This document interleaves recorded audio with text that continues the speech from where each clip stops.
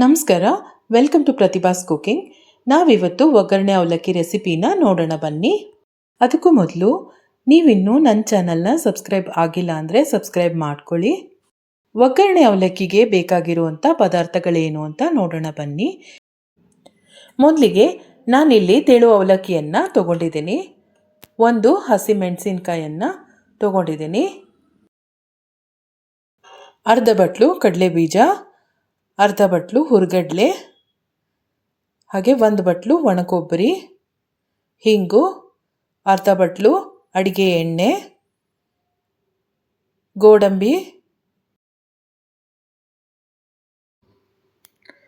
ಸಾಸಿವೆ, ಜೀರಿಗೆ, ಕಡಲೆಬೇಳೆ, ಉದ್ದಿನಬೇಳೆ 1 ಚಮಚ,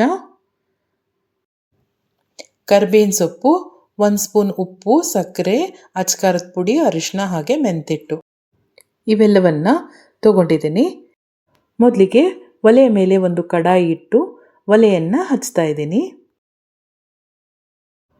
ಪಾತ್ರೆ ಬಿಸಿ ಆದ ನಂತರ ಇದಕ್ಕೆ ನಾವು ತೆಳು ಅವಲಕ್ಕಿಯನ್ನು ಹಾಕ್ಕೋಬೇಕು.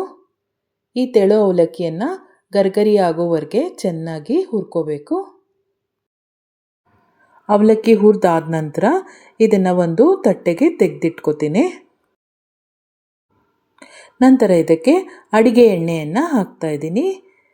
ನಾನಿಲ್ಲಿ ರೈಸ್ ಬ್ರಾನ್ ಆಯಿಲ್ನ ಯೂಸ್ ಮಾಡ್ತಾ ಇದ್ದೀನಿ. ನೀವು ಯಾವುದೇ ಕುಕಿಂಗ್ ಆಯಿಲ್ ಬೇಕಾದರೂ ಉಪಯೋಗಿಸಬಹುದು.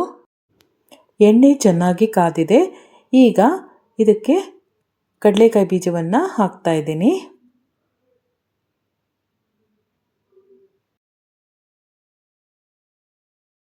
ಕಡಲೆಕಾಯಿ ಬೀಜವನ್ನು ಚೆನ್ನಾಗಿ ಹುರ್ಕೋಬೇಕು. ಮುಂದಿನ ವಿಡಿಯೋಗಳಲ್ಲಿ ಯಾವ ವೆಜ್ ರೆಸಿಪೀಸ್ನ ಮಾಡಬೇಕು ಅಂತ ಕಾಮೆಂಟ್ ಬಾಕ್ಸ್ನಲ್ಲಿ ಕಾಮೆಂಟ್ ಮಾಡಿ.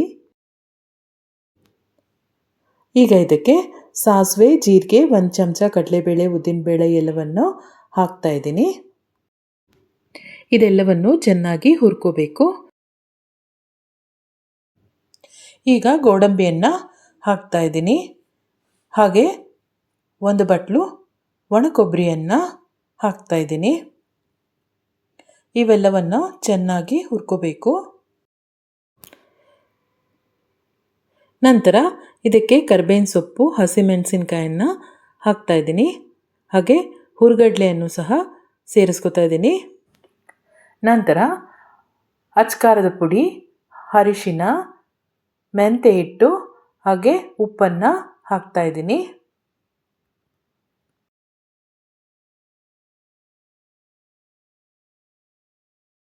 ಮೆಂತೆ ಹಿಟ್ಟು ರೆಸಿಪಿನ ಮುಂದಿನ ವಿಡಿಯೋಗಳಲ್ಲಿ ಶೇರ್ ಮಾಡ್ತೀನಿ. ಈಗ ಹಿಂಗನ್ನು ಹಾಕ್ತಾ ಇದ್ದೀನಿ.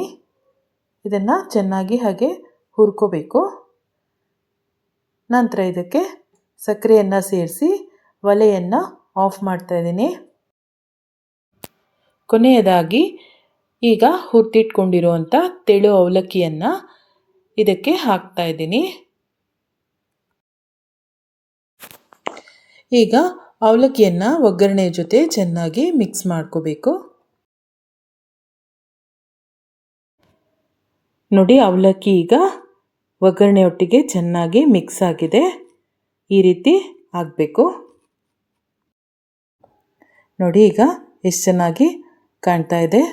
ಈಗ ಅವಲಕ್ಕಿ ರೆಡಿಯಾಗಿದೆ. ಈಗ ನೋಡಿ, ರುಚಿ ರುಚಿಯಾದ ಗರಿಗರಿಯಾದ ಒಗ್ಗರಣೆ ಅವಲಕ್ಕಿ ಸವಿಯಲು ಸಿದ್ಧ. ನಿಮಗೆ ಈ ವಿಡಿಯೋ ಇಷ್ಟ ಆಗಿದ್ದರೆ ದಯವಿಟ್ಟು ವಿಡಿಯೋನ ಲೈಕ್ ಮಾಡಿ, ಶೇರ್ ಮಾಡಿ, ಹಾಗೆ ನನ್ನ ಚಾನಲ್ನ ಸಬ್ಸ್ಕ್ರೈಬ್ ಮಾಡ್ಕೊಳ್ಳಿ. Thank you so much for watching.